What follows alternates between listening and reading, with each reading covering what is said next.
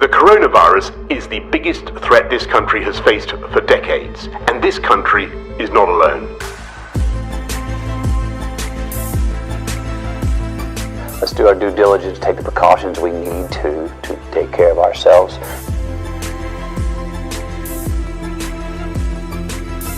No matter what, I still love my job, and I'm going to do everything in my power to save lives. कल की बात पुरानी नए दौर में लिखेंगे मिलकर नई कहानी.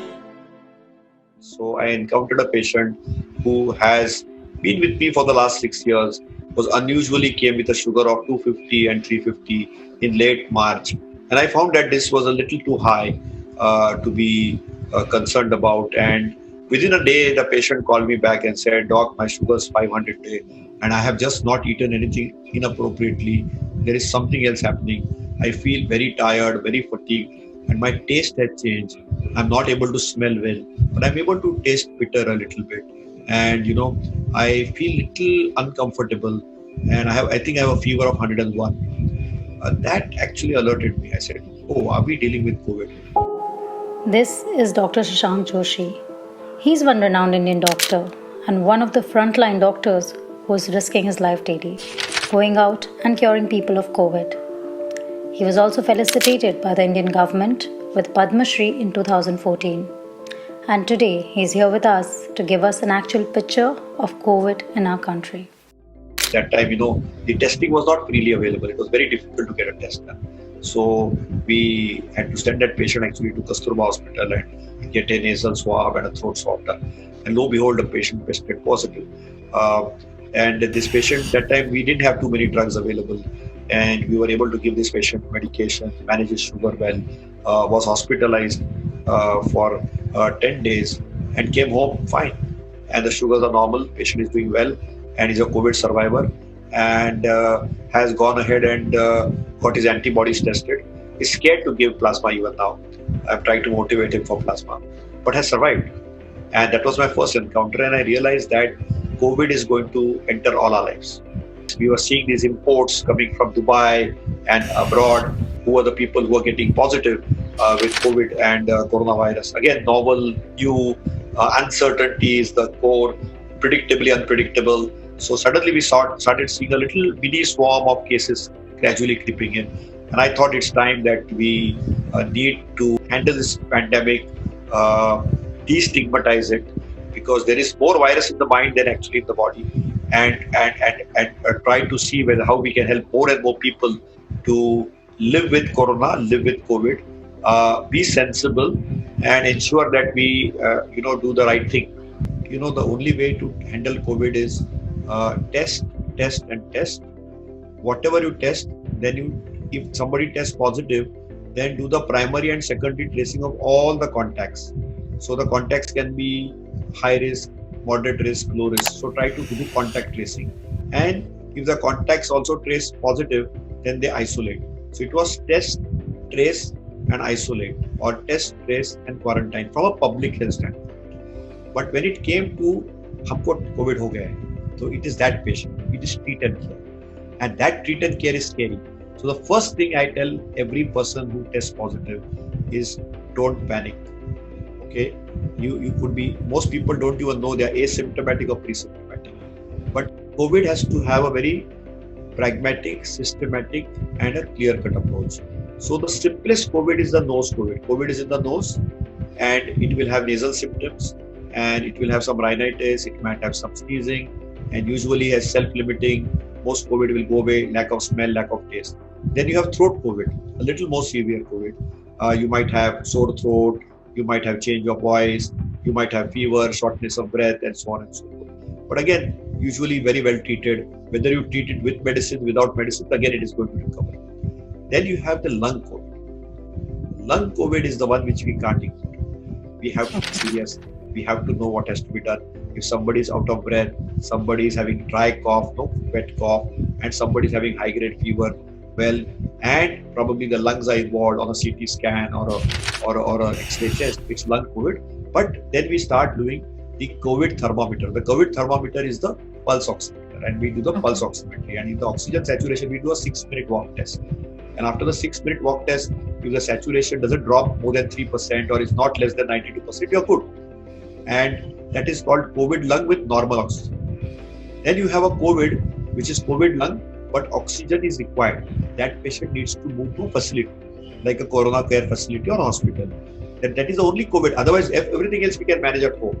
So that COVID lung on oxygen, where oxygen requirement is less than 4 liters, is again going to become okay. And the rarest COVID, which is less than 3% of people with COVID, are the COVIDs which will get critically ill and they'll land up in ICU. So that's the lung COVID which needs a lot of oxygen. Usually the oxygen from the nose, where in the prone position you give high flow nasal cannula, and sometimes they need a ventilator. And that time we have to give them either steroids like methylprednisolone, dexamethasone, give sometimes IL-6 blockers like itolizumab or toxicilizumab, or give them plasma therapy.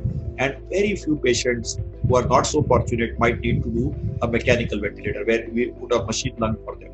So that is the different types of COVID. But most COVID can be managed by, we have now medicines to attack the virus. We have an oral tablet called favipiravir. We have an injection called remdesivir, which can be given to moderate to severe COVID. Now, if there is a oxygen requirement, even after giving steroids, it is going up by more than 4 liters, 8 liters. Then we have medicines like this IL-6 or the immune modulator monoclonal antibodies, which are biologic drugs like tocilizumab or itolizumab, which can also be given. So COVID has a lot of treatment options available.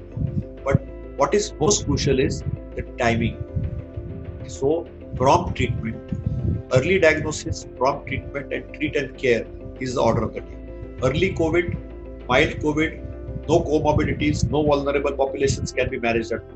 So somebody is below 50, doesn't have hypertension, diabetes, doesn't have lung disease, chronic heart disease, chronic kidney disease, chronic liver disease, is not taking too many immunosuppressant or steroid-like medicines. They are the vulnerable group. They can be managed at home. While somebody has the vulnerable conditions of comorbidities, age is more than 50, 55, they need special attention, special care, probably under hospitalized supervision. So we need to segregate, is the COVID mild, is the COVID moderate, is the COVID severe, and is it in the first 8-10 days or is it in the next 8-10 days? In the first week, it's the virus which is active. It is in the second week, it is the immune reaction which is active, and the third week is usually the recovery time. So the second week is the crucial week, and in that week we get something where the saturation drops down, the oxygenation drops down, and we call this situation as happy hypoxia. This patient is hale and hearty. He doesn't know that he has a problem. He feels he has recovered, but actually the saturation is coming down. So it is called as happy hypoxia. Hypoxia means less oxygen in the body. And that is why they need oxygen. So treatment of COVID is oxygen, oxygen, oxygen. And that is how it is. I think the asymptomatic cases are carriers and can be spreaders and super spreaders. But asymptomatic cases are able to handle the virus well. Now what happens is we are Indians, so we know how to handle symptoms. So if you just feel tired, if you have exertion, if you have a little fever in the evening, you have a little chills in the evening, you have severe pain in the calf, you have severe backache, you don't count it as a COVID symptom. So many people are actually symptomatic, but they don't know that these are unusual symptoms of COVID or simple diarrhea.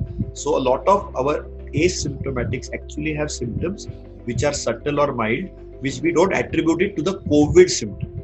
So that is we are under a learning curve, number one. Number two, in the first 9 days of a asymptomatic case, the virus is actively replicating. And when the virus is actively replicating, what is happening? That person could potentially spread. So our advice is somebody is positive, mask, and preferably wear an N95 mask because we don't want you to transmit it to others. So that is the main thing. So if you are able to mask, and if 2 people mask, even if both are COVID positive, the chances of transmission are less than 0.5%. So because we know now that it is transmitted by an airborne droplet, both big droplet and small droplet or micro droplet. And we can reduce the risk of transmission by simple masking. So if you do this SMS, which is simple sanitization, simple masking and social distancing, you can go a long way. We can actually break the chain. So asymptomatic people are good that India has such a large asymptomatic people. They are recovering on their own, but they need to do SMSing because they are the ones who don't know that they have COVID. Hospital-based care, which we have devised for our state, for example, I am on the Maharashtra COVID Task Force, are fundamentally three categories. One is home-based care, which is the quarantine and home-based care. Second is the hospital-based care, but they need oxygen.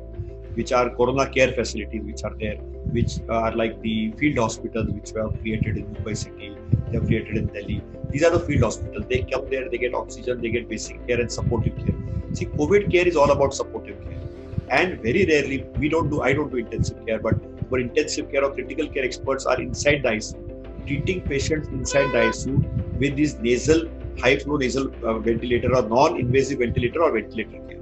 And that is where we use all these high-tech medicines like the immunological agents like monoclonal antibodies, steroid therapy, or these agents like remdesivir, which is an antiviral drug, or we use the mechanical ventilator. So that is the protocol. So it's an evolving protocol. Also, we realize that it is not just inflammation and immunology.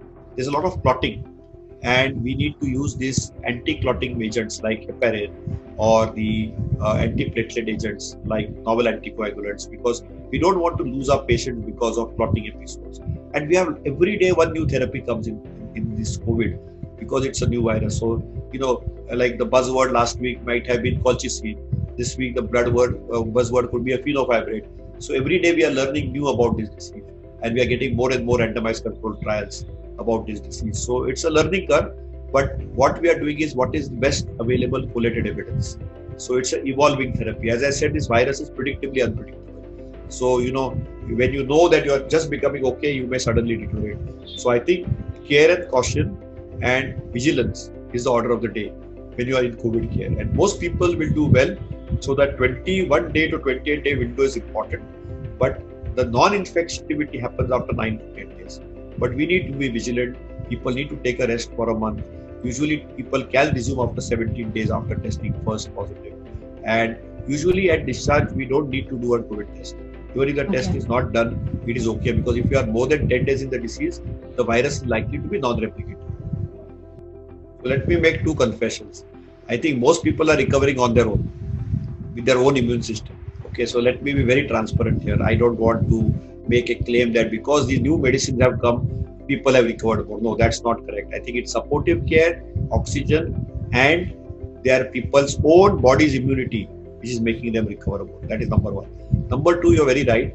These are repurposed drugs. That means these drugs were already available, but we are repurposing them for COVID. So the first kid of the block is a very old drug for malaria called hydroxychloroquine. That is very useful in healthcare workers who are exposed to COVID environments. If you give them every week, then the doctors, healthcare workers, nurses are less likely to get COVID. So that is hydroxychloroquine. And in early disease, it may still have some use with azithromycin. So this is still under research mode.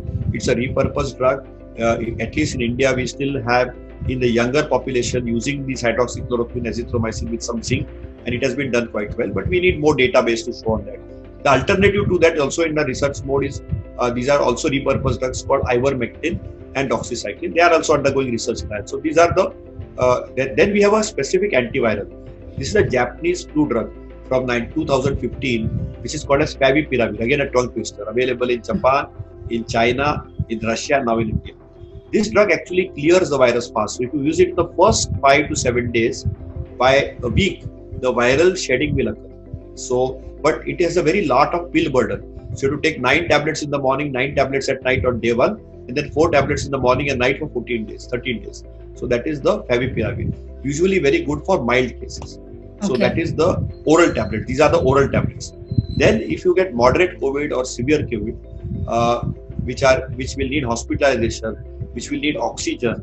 So patients on oxygen who are needing more and more oxygen and who are deteriorating, and they are in the first 7 to 8 days, we give an injection called remdesivir. Remdesivir is an injection. It is a drug which again repurposed, used for Ebola. Ebola, is a very dangerous African virus, and this drug has also got antiviral activities. And if we give it in an injection, moderate to severe cases, the recovery time in hospital improves, so they can go home faster. So that is called as remdesivir. So these are the antiviral drugs from that perspective. We can contain the virus. So once the virus is in the body, we can manage it, and we wish most people are able to recover it. With the newer antivirals, you are very right, what you said in the beginning. With the advent of these new drugs, we'll see the impact in the next month on the death rates. So the death rate will come down. We want to have a death rate less than 1%. In that, these antiviral drugs, the monoclonal antibodies, the plasma therapy, the oxygen therapy, all of them will help. and of course the steroids. So these are the game changer drugs. So clearly, but from a public health standpoint, we want to reduce the risk of transmission. And to reduce that risk of transmission, it has to be a people's movement. That I want you to take the message, you have to protect yourself. It has to be a self-protect mechanism. So you have to protect your own self. It could be, the next patient could be you. So to protect yourself, do a strict SMS. Whatever there is, this virus does not distinguish anybody. One slip up and you're gone. So ensure that strict sanitization, soap and water is good enough. You don't need a hi-fi sanitizer for that. If you have a sanitizer, it's great, but soap and water is good enough. Mask, mask and mask. Mask, mask and mask. And the third thing which you need to do is do distancing if it is possible. And use a good quality mask. Keep the mask properly fitted. That's very, very important. That's very unlikely. I wish what you say is true and you will get a Nobel Prize for your prophecy. Okay, but I doubt that. Okay, because we will need a vaccine. And vaccine will come, but it will take a time. It might take 6 months, it may take 1 year, it may take 1.5 years. We are trying to develop a vaccine. But till the vaccine comes, we need a social vaccine. And that social vaccine brand ambassador is you. You need to tell people to mask. If you mask, you can at least contain it and try to keep the virus at bay. So we can tame it with medicines, but we can actually tame the transmission by people's cooperation. That's the only way we can handle it till we get a vaccine. I wish what you're saying is that virus will just become a very innocent virus, but that is not happening. We wish wishful thinking, but it's still not happened. It has not mutated enough to become non-virulent, but we are building better immunity. So one fine day, let's hope what you're saying is true, but currently the evidence is not in that direction. You need to be positive, you need to be cheerful, you should be smiling, but don't be reckless, careless and stupid. Be careful, be cautious, don't be panicky, don't be negative. Mostly you will not get it. If you get it, you can handle it. There are doctors to handle it. You can handle it yourself, protect yourself. So I think I go with our Prime Minister of Atmanirbhar. We have to be self-reliant, self-sufficient and self-protective. And that's the way we are going. I think we are, despite of having 1.3 billion people, we have done extraordinarily well and we need to continue doing well. And let's hope and wish what you are hoping and praying, that we live in a virus-free world. Stay calm, stay safe, smile, but self-protect. Doctors like Shashank Joshi have been going out daily, risking their lives, not only treating patients from this virus, but also giving us hope. Because that is what heroes do. We salute him for his efforts.